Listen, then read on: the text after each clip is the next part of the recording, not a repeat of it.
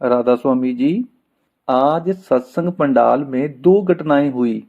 एक घटना तो मैंने अपनी आंखों से ही देखी, दूसरी घटना मुझे किसी सेवादार से पता चली।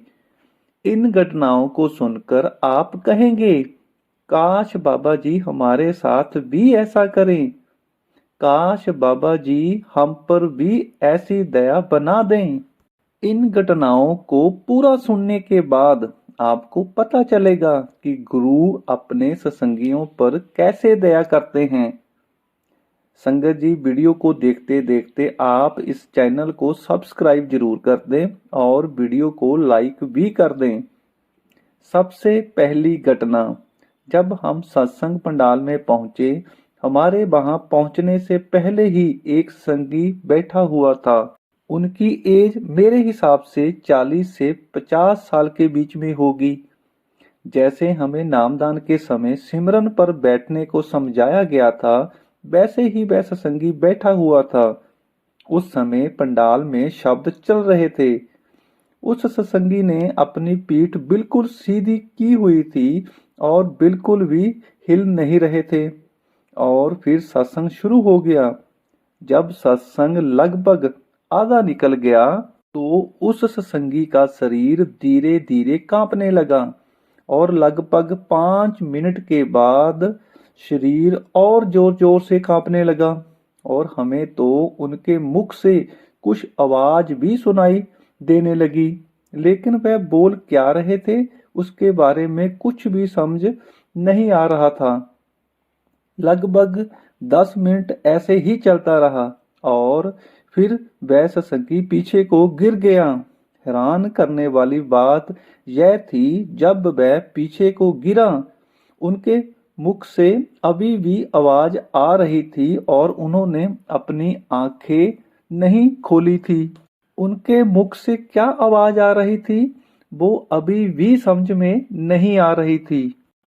जो उनके पीछे सत्संगी बैठे हुए थे सत्संग सुनने के लिए, उसके ऊपर ही वह सत्संगी गिरा था, तो उन्होंने फिर उनको सीधा कर दिया और वह फिर उसी तरह से बैठ गए जैसे पहले बैठे थे। अब फर्क सिर्फ इतना था कि उनके मुख से आवाज आना बंद हो गई और शरीर भी कांपना बंद हो गया। और जब तक सत्संग चलता रहा वह वैसे ही बैठे रहे। हम सत्संग खत्म होने के बाद शेड में लगभग 10 मिनट रुके होंगे, लेकिन उस वक्त भी वह सत्संगी वैसे ही बैठा रहा। फिर हम शेड से बाहर चले गए। अब बात करते हैं कि वह सत्संगी क्यों कांपने लगा होगा और पीछे को क्यों गिरा। अब हम जो बात करेंगे ऐसा होने की संभावना ज्यादा होती है। तब ही बैठे बैठे सत्संगी गिर जाता है जहां तो शरीर कांपने लगता है। होता ऐसा है, जब कोई सत्संगी सिमरन पर बैठता है, बाबा जी के प्रेम में आकर सत्संग सुनने के बाद जहां कोई रूहानियत की बात सुनने के बाद उनका ध्यान एकदम से अंदर चला जाता है। अंदर की आंख जब प्रकाश को एकदम से देखती है, अंदर का प्रकाश जब एकदम से हमें दिखाई देता है, तो उनकी रोशनी इतनी ज्यादा होती है कि सत्संगी उसे बर्दाश्त नहीं कर पाता, जिसकी वजह से कई बार सत्संगी डर जाता है, शरीर कांपने लगता है, मुख से आवाज निकलने लगती है। कई सत्संगियों के साथ तो ऐसा होता है कि जब वह अंदर से एकदम से प्रकाश को देखते हैं तो उनकी चीखें निकल जाती हैं। आपने कई बार सत्संग में देखा होगा, जब भी सत्संग के अंदर भजन सिमरन की बात हो, प्रेम की बात हो, तो कई सत्संगियों की चीखें निकल जाती हैं, क्योंकि उस वक्त उनकी सूरत एकदम से अंदर चली जाती है और जो अंदर का माहौल होता है उसे बर्दाश्त नहीं कर पाते और फिर ऐसा होने की संभावना बन जाती है। इसलिए सत्संगी को बार बार बोला जाता है कि आप हर रोज भजन सिमरन करें, मालिक आपको सब कुछ देगा। जब आप उसके काबिल बन जाएंगे। अब बात करते हैं दूसरी घटना की।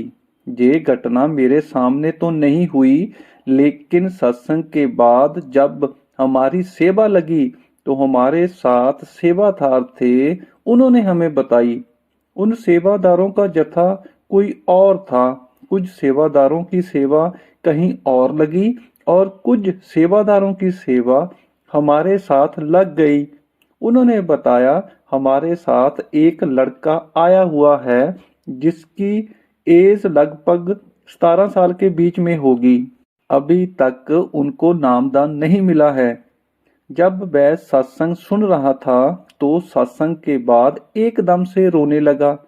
हमने उनसे पूछा कि आप क्यों रो रहे हो?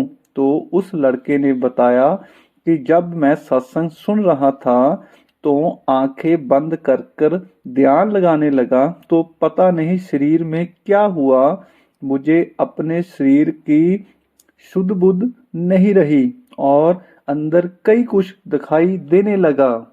मैंने उठने की कोशिश की लेकिन उठ नहीं पा रहा था। हिलने की कोशिश की लेकिन हिल नहीं पा रहा था। अंदर कई कुछ दिखाई देता रहा लेकिन वह क्या था कुछ समझ में नहीं आया। फिर उस लड़के ने बताया, अब भी अपने पैरों पर खड़ा होना चाहता हूं लेकिन हो नहीं पा रहा, शरीर पूरी तरह से काम नहीं कर रहा। तो सत्संगियों ने उनकी लातों को सीधा किया और उनको दबाना शुरू किया। एक सत्संगी ने उनके पैरों की मालिश की और कुछ टाइम उसको लेटने को बोला और थोड़ी देर बाद उस लड़के को सेवादारों ने दोनों तरफ से पकड़ा और खड़ा किया और धीरे धीरे फिर चलाया और वह लड़का चलने लगा। ऐसी घटना एक सत्संग घर में एक लड़की के साथ भी हुई थी। उसको भी अभी तक नामदान नहीं मिला था और उसका भी ध्यान लग गया था। वह भी जब सत्संग से उठी तो रोने लगी। उसको भी अंदर कई कुछ दिखाई देने लगा था। संगत जी, यह वह दो घटनाएं थी जो आज सत्संग पंडाल में हुई। अब हर एक सत्संगी ये चाहता है कि बाबा जी ऐसी दया हम पर भी करें।